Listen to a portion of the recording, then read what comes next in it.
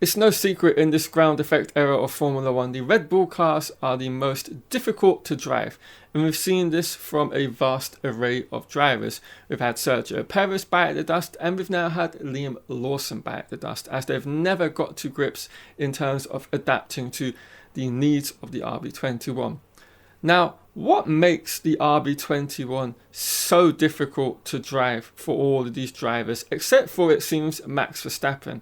Well, a lot of that has to do with Max Verstappen's driving style. And of course, the biggest question of all of this, and the point of this video, is how is Yuki Tsunoda going to get on driving this RB21 for the 2025 season? Well, to first understand how Yuki Tsunoda will get on, we need to understand how the RB21 needs to be driven. Now, every Formula 1 car has a working window, and these can range from one extreme to the other, from a big working window to a very small, narrow one, and the RB21 falls in the very small operating window. Now, as we all know, every single Formula 1 driver has their own unique driving style, and these can somewhat fall into a couple or multiple categories, namely the kind of smooth classical style such as Jenson Buttons, or the extremely ultra aggressive styles of Michael Schumacher, and the adapted style, just as similar to Schumacher, is that of Max Verstappen's. And Max Verstappen utilizes this style to help cope with the extremely small operating window of all of the Red Bull cars, including this year's RB21. Now, this is where things become very, very delicate with regards to this year's Red Bull car. And everything revolves around your precision as a race driver, as well as your actual driving style. And essentially, within this operating window, the precision you need is literally to the maximum level you can provide it, because there is no room for error. Get your braking wrong by a couple of millimeters, turn in a little bit too strongly, and that car is going to go away from you. And this is where things get very difficult for drivers that have a little bit less talent naturally than that of, say, a Schumacher, a Verstappen, a Hamilton, Alonso or Senna. And the best way I can explain this is through my own experience during my competitive Call of Duty days when younger. Now, anyone who has played Call of Duty knows that you start off with a base level of sensitivity through which you control the character on screen. And this is what people talk about when we talk about a working window of a Formula 1 car. Now, like in COD and in F1, that base working window will allow you to jump on and beat the average Call of Duty player or the average Formula 1 car and driver combo through practice laps around a circuit, or in Call of Duty, a few rounds of getting used to that level of sensitivity. But that changes when you get to the elite levels of both of these fields. You can no longer use that base setup to beat the top 10% of Call of Duty players, and it's the same situation when it comes to a Formula 1 car and driver combo. You can no longer use that base setup to beat the likes of, say, McLaren and Oscar Piastri. And that's where things get very tricky with this RB21. And so to get the most out of the RB21, you have to put it on a knife edge, on its nose. And that is like putting the sensitivity on a Call of Duty game up to the maximum. Now, with such a sensitive and small working window on that car, essentially what is happening for a driver is the level of margin for going over the amount of grip given from the Pirelli tyres, but also just the innate grip within the RB21 is going to have a huge exaggerated impact in terms of a lap time loss.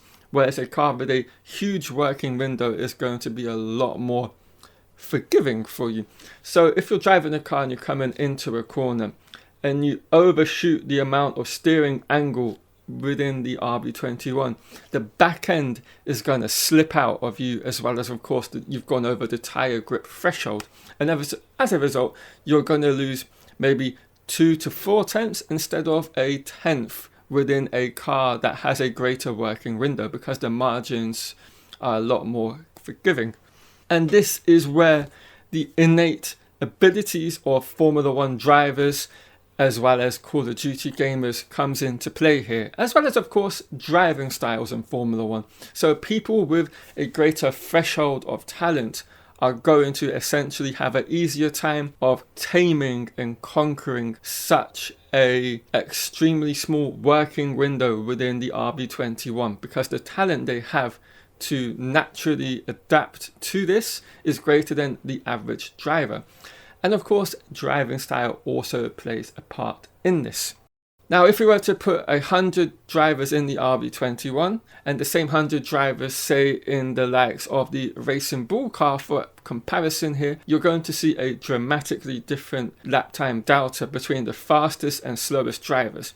And let's say the quickest driver across both of these cars is Max Verstappen. In the Racing Bulls, the difference between the fastest and slowest is potentially half a second to 1 second. Now, if you put those same 100 drivers into the RB21, that lap time delta between the quickest and slowest is going to be greatly exaggerated, coming in at, say, over 1 second to potentially 2.5 seconds slower. And that is the issue that comes from having such a small working window and a huge amount of sensitivity in terms of what and how you have to drive the RB21. So this is where driving style and natural talent comes into play. Now, let's bring this around to Yuki Tsunoda. How does he fit into this so-called 100 drivers? And is his driving style a lot more similar to that of Verstappen's than Lawson's ever was or will ever be? And the answer to that is yes. He has a style throughout his time in Formula 3, Formula 2 and Formula 1. Through all of these categories, he's further refined the style of late braking and taking the corners V-shaped, which is something Verstappen has done and is slightly adapted from what Michael Schumacher used to do in his heyday with Ferrari. And the differences between Verstappen and Schumacher is all to do with the amount of grip available to the Pirelli tyres. Now, essentially, the grip levels between Schumacher's era and our current era with Verstappen and Pirelli is greatly different. Schumacher had a lot more grip available, so his style of exaggerated V-shaped cornering was very dramatic. Late braking, completely aggressively turn the wheel at the apex and stamp on the throttle to come out of the corner. Now, if Verstappen was to do that, what is going to happen in this current era? The car is going to literally go around itself in the corner and do a 360 spin. So he's having to do a more cute version of the V-shaped kind of corner technique. And of course, with this current era of F1 cars and how the downforce is generated through the Venturi tunnels and the floor, having a very stable kind of Formula 1 platform of the car is very important. So there's like modulations of the throttle and braking through the corner. And this is where Yuki Tsunoda is very much more similar in terms of Verstappen's driving style than Lawson ever is. And there is also a lot of data in terms of what we saw in the Japanese Grand Prix from Tsunoda to back this up as well. And this is really further backed up by the lap time Tsunoda produced in his impressive Japanese Grand Prix display, which isn't something you would consider on the surface. But if you look into this lap times, you will see the consistency and the delta between him and Verstappen is not that great, particularly when you consider the fact he's in slower traffic and Verstappen is in clean air. You can see they pitted just 2 laps different to one another, with Tsunoda stopping 2 laps later than Verstappen to go onto the hard tyres. And essentially, Tsunoda was lapping within a half a second of Verstappen throughout that final stint in Japan. And that is very impressive for someone who's only just jumped into the RB21 and he had literally zero experience of how that car handles in high fuel situations. So very impressive. So with all of these having been said and done, I do definitely believe Yuki Tsunoda is going to have a much easier time adapting to the very specific needs of the RB21. He's going to be a lot closer to Max Verstappen, albeit never on the ultimate pace of Verstappen.